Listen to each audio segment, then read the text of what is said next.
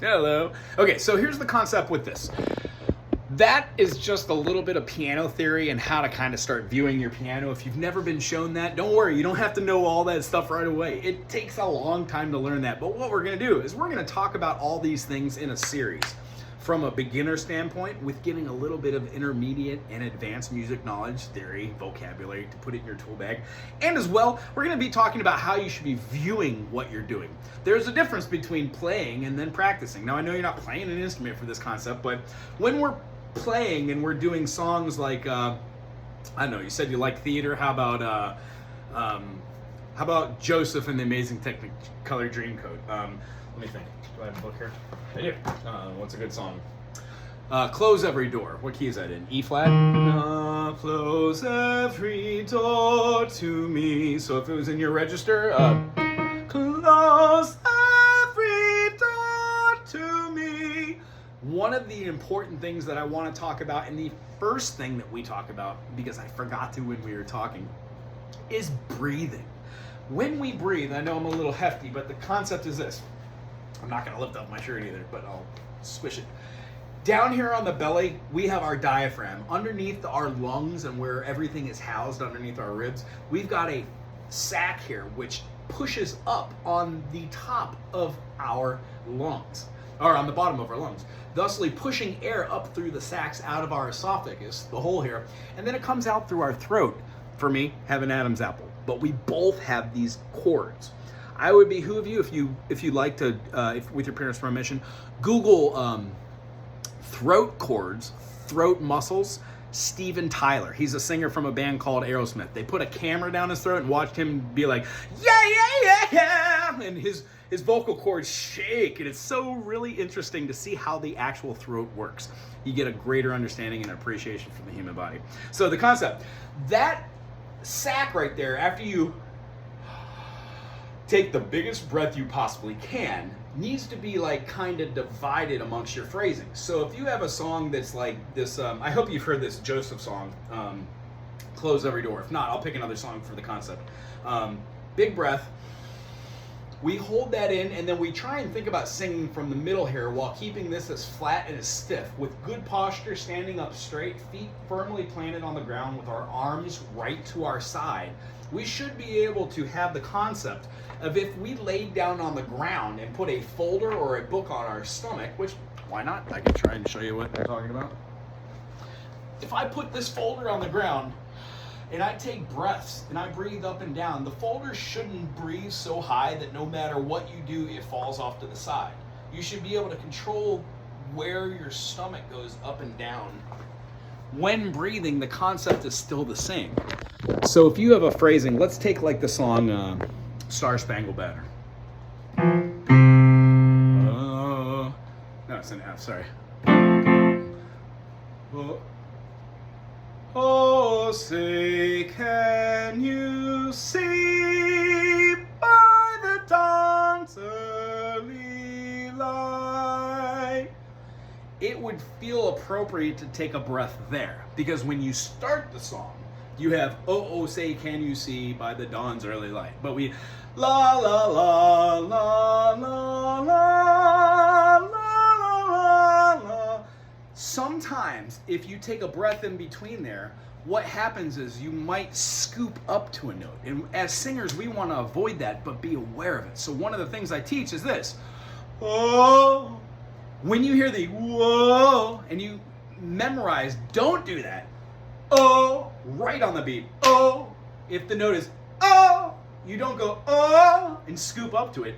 You go directly on it. If you can't find that note, we change that and we work on mechanisms to be able to. But you've already exhibited to me that you can hit a note and you can sing, and I can see this and hear this. So the concept is be poignant about the notes that you choose.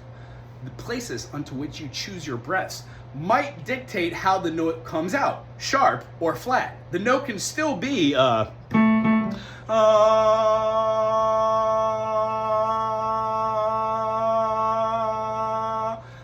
and ever so slightly twisted so it is a little sharper, or a little flatter. And what we want to do is not wave in this huge bandwidth, but be precise on where that frequency is, okay? Another thing that we did not test out that I wanted to talk about here is being able to sing a note with another note. So when you have your piano, play a note, and then play the note right next to it, and then play that original note, and be able to sing that major second. If you pick a major third, 1, 2, 3, 1, 3, play the one, and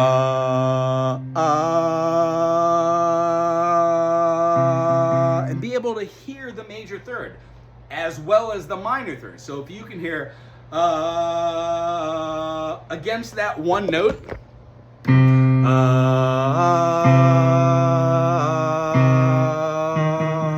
what happens is you are able to hear that in your head, which brings us full circle with the other video in here.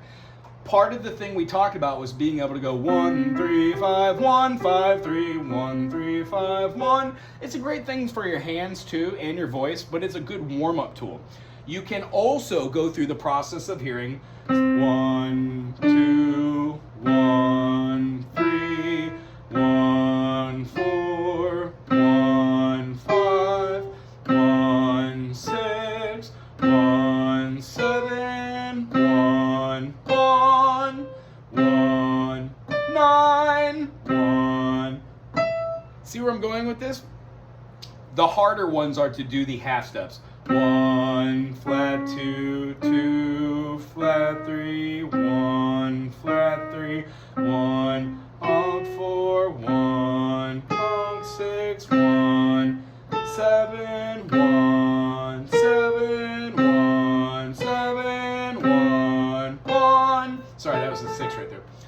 So the concept is this. Next time we chit chat together, we're going to try that. And what I want to do is have you do something called tonal memory. So for this week, work on playing your C major, knowing that C, D, E, F, G, A, B, and C are all the notes inside of it. When you play your thumb, pointer finger, and middle finger, you go underneath it to hold down the F with your thumb, thusly giving you 5 more fingers to complete that scale. When you go away from your instrument of choice, whether it's the git fiddle, or it's the piano or a banjo or mandolin, you still want to be able to comparably play with that and sing it. So, being able to go do, re, mi, fa, sol, la, ti, do, 1, 2, 3, 4, 5, 6, 7, 1. Just the scale. If you say the numbers, great. If you say the solo effect, great. If you say apple, orange, tomato, goose, turtle, tomorrow, yesterday, happy, it doesn't matter what you say as long as you're trying to get those notes out. The thing that differentiates that is the diction. So, don't just do it one way. Try a multitude of ways. La, la, la, la, la, la, la, la. Ta, ta, ta, ta, ta, ta, ta, ta. Ja, ja, ja, ja, ja, ja, ja, bings. So, the concept, when we do that, it's forming different movements of our muscles and our mouth, which allows us to dictate later. We might work on an Italian piece like an aria. We might work on a madrigal, which would probably have some sort of form of old Latin in there or Greek. The concept behind this is sight reading is very important too. So we're going to work on a couple different things. As I said, it's a multifaceted tier of learning instruments and music as your own voice.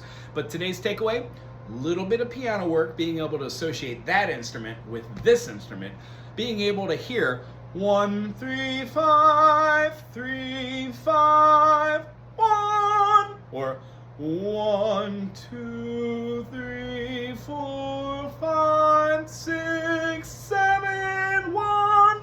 When we hear different notes in and out of different orders, they're called scales and modes.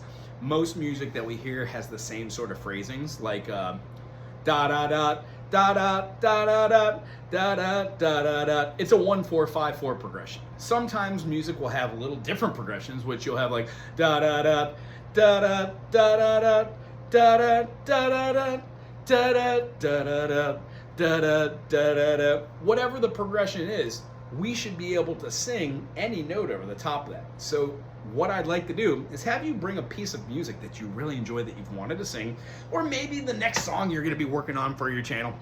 And then we'll talk about how to look at a song, how to hear it for the first time, or if you've heard it a million times, how to dissect it, pull out the important parts to practice, and then how to practice those. A lot of singing comes down to the things aforementioned: breathing techniques, posture techniques, and then dictation. being able to hold a note and sing a note is great, but if you can't string those notes together and know what they are, whole note, half notes, quarter notes, eighth notes, 30-second notes, something like that. Without being able to use those individually, being able to string those together and then use those with the utmost force and diction so everything is crystal clear, that your voice sounds amazing, and that you're not having an issue with air intake or output, are the core things that I look for in the beginning. After that, we just pretty much talk about music and theory and how to hear different types of things while kind of analyzing some of your favorite artists. I really enjoyed meeting you. As I said, these videos won't be this long always. They'll generally be around the 5-minute mark, but I want to make sure we're off to a good footing. Okay? If you have any questions, put it in the comment section below, and if you can't get it inside the comment section because it's on a different rating or a private thing, feel free to give me a text or an email. Okay? Aloha.